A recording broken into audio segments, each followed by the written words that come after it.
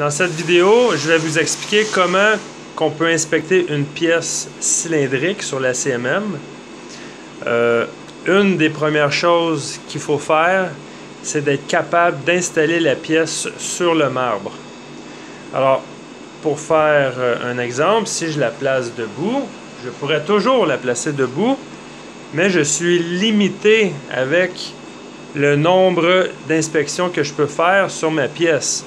Si je veux inspecter le diamètre en bas, la boule ne pourra pas aller toucher au diamètre à cause qu'il y a un gros diamètre qui est plus haut. Alors ça m'empêche de prendre ces mesures-là. Mais je pourrais prendre ce diamètre-là ici, ce diamètre-là et la longueur de mon épaulement, il n'y a pas de problème. Mais moi, ce que je préfère, c'est de mettre la pièce sur le côté comme ça ou comme ça.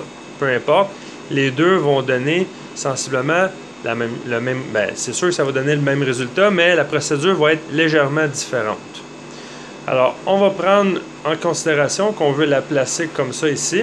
Okay, l'axe est parallèle à l'axe X, l'axe de la pièce. Et il y a plusieurs façons de tenir la pièce. Première façon, un bloc en V. On peut insérer la pièce sur le bloc en V et la serrer avec la bride. Alors ça, c'est une des façons. Et ce qu'il faut comprendre, c'est la probe, elle va venir toucher la circonférence du cercle, comme ça ici, sur 180 degrés seulement. On ne pourra pas faire le tour complet de la pièce avec le palpeur. Mais si on dépasse légèrement le centre de l'axe, ça veut dire légèrement plus bas que l'axe, on va pouvoir détecter sans problème le cercle, ce qui veut dire qu'on va trouver le diamètre du cylindre. Ça, c'est la première façon, un bloc en V traditionnel. On peut utiliser ce qui est un peu plus rapide et on évite que la bride soit dans le chemin pour le palpeur. Un bloc en V magnétique, alors on a juste à déposer la pièce en autant que la pièce soit en acier. Okay? Si c'est en aluminium, on ne peut pas utiliser ça. On pourrait aussi bien utiliser un étau.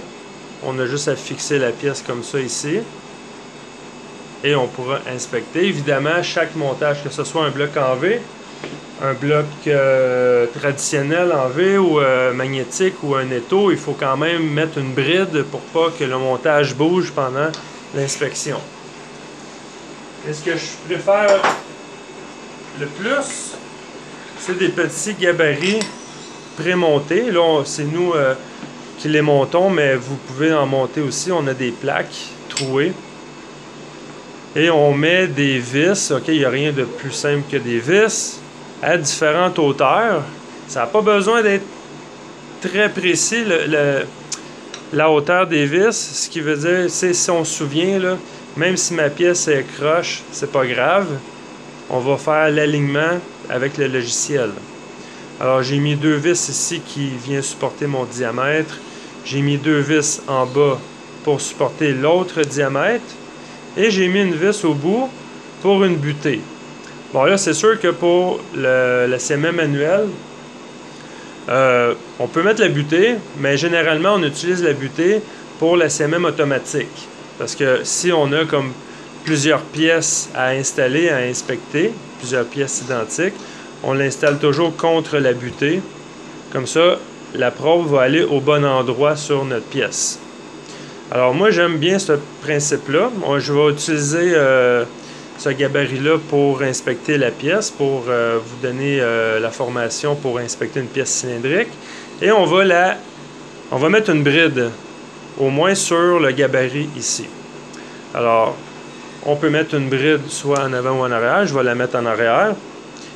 Et un coup que ça c'est fait, on va pouvoir commencer à comprendre le système d'alignement, le système de référence qu'on va utiliser pour aligner la pièce, pour bloquer les 6 degrés de liberté, est différent des pièces prismatiques. Okay? C'est ça qu'on va voir dans la prochaine vidéo.